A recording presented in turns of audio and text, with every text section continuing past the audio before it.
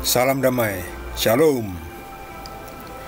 Kita teruskan dengan Injil Matius bab 20 dengan judul perikop Pemberitahuan ketiga tentang penderitaan Yesus.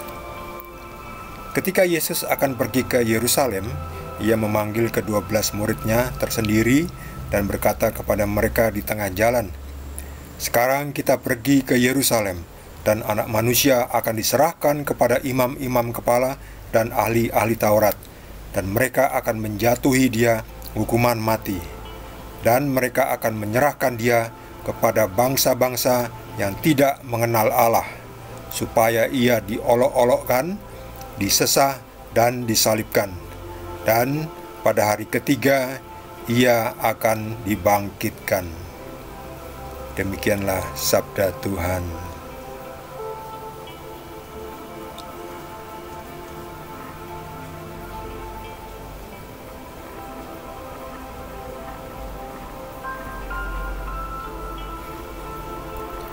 Ini Yesus berjalan di depan memimpin murid-muridnya yang 12 itu melintasi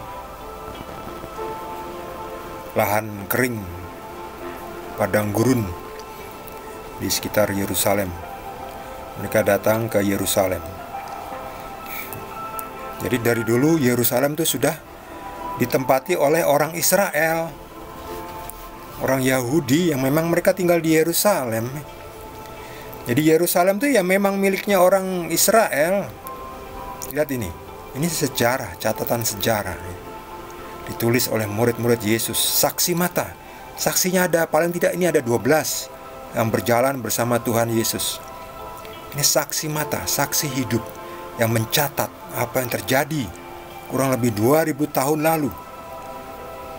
Tahun Tuhan, makanya disebut tahun Tuhan, Anno Domini. Dimulai ketika Yesus datang, Tuhan datang. Tahun Tuhan. Yesus datang ke Yerusalem. Orang Israel ada di Yerusalem 2000 tahun lalu. Bahkan lebih dari 2000 tahun ya, sudah ada ya sejak zaman Salomo itu. Itu kan sudah Israel ya. Yakub itu kan Israel. Datang ke tanah Kanaan, dan tanah Kanaan itu diberikan Tuhan kepada Israel. Ya, yang punya hak milik siapa? Tuhan. Tuhan pencipta dan pemilik langit dan bumi. Pemiliknya adalah atas nama Tuhan, Sang Pencipta dan pemilik langit dan bumi. Lalu diwariskan kepada, diberikan kepada, atau dihibahkan kepada Israel. Ini kan tanah Kanaan itu ya, dan sekitarnya itu ya, ada tertulis dalam perjanjian lama ya. Dan ketika Yesus hidup itu ya sudah menjadi milik orang Israel. Ada bait Tuhan di situ ya, di Yerusalem ya. Dan sekarang sudah berganti menjadi bangunan apa itu ya, nggak jelas itu. Itu sebetulnya milik Israel. Jadi memang tanah Israel ya milik Israel itu ya. Zaman ratusan tahun lalu ya, ratusan ribu tahun lalu mungkin miliknya orang purba ya. Tapi tetap saja itu miliknya Tuhan. Dan Tuhan yang benar adalah Tuhannya orang Israel. Tuhan Yesus lahir menjadi anak manusia, anaknya Maria secara fisik. Tuhan Sang Pencipta langit dan bumi menjadi manusia. Pemilik bumi ini menjadi manusia. Makanya milik orang Israel. Ya sudahlah, berdamailah. Bukankah di Yordania, Mesir itu masih banyak lahan ya. Mestinya berbagilah ya. Ya, tapi itu urusan politik ya. Saya tidak mau membahas politik ya. Yang jelas ini sejarah ya.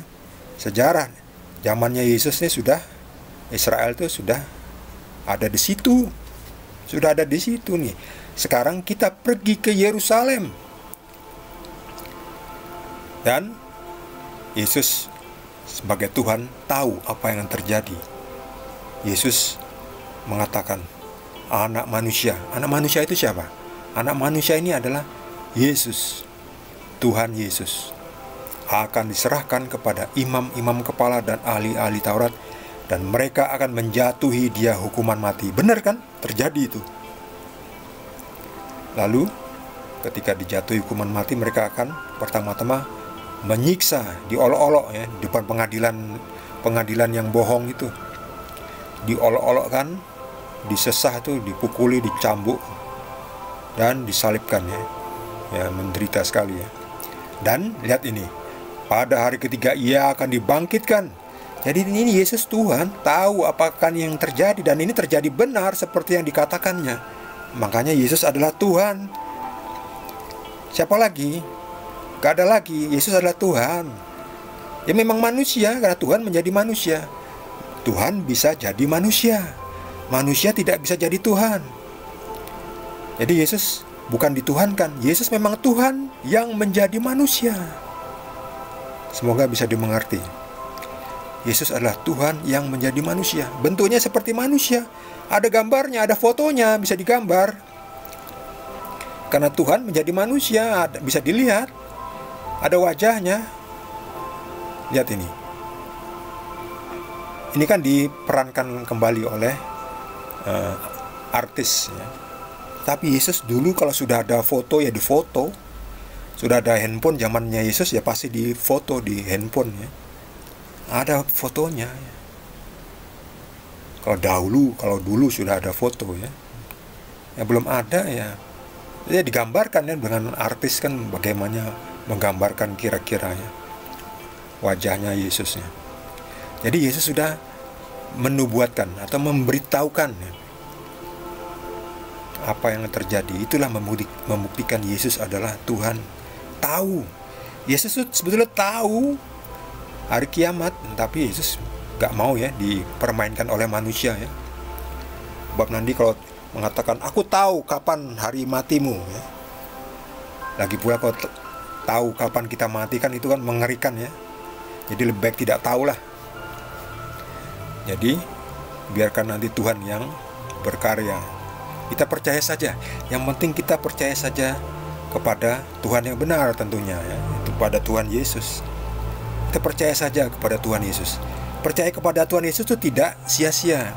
Kalau percaya kepada yang lain-lain itu bisa rugi karena nggak jelas. Kalau kepada Yesus jelas karena Dia Tuhan dan Dia sudah membuktikan banyak saksi, lalu benar-benar melakukan apa yang bisa dilakukan oleh Tuhan. Itu dibuktikan. Yesus tidak perlu bilang aku adalah Tuhan, sembahlah aku. Nggak perlu, itu orang penipu. Orang yang ngomong itu penipu. Dia nggak bisa membuktikan apa-apa tapi mengklaim aku adalah Tuhan, sembahlah aku. Nggak perlu. Itu penipu. Yesus membuktikan dengan perbuatannya. Terbukti. Dan buktinya itu disaksikan, dicatat oleh murid-muridnya ya. Saksi mata, saksi hidup. Bagi saudara yang mendapatkan tambahan pencerahan dari Tuhan Yesus, boleh juga berbagi dengan kita semua. Bagi yang belum subscribe, jangan lupa di subscribe dan juga di like. Kita akan lanjutkan dengan perikop berikutnya, masih dari Injil Matius.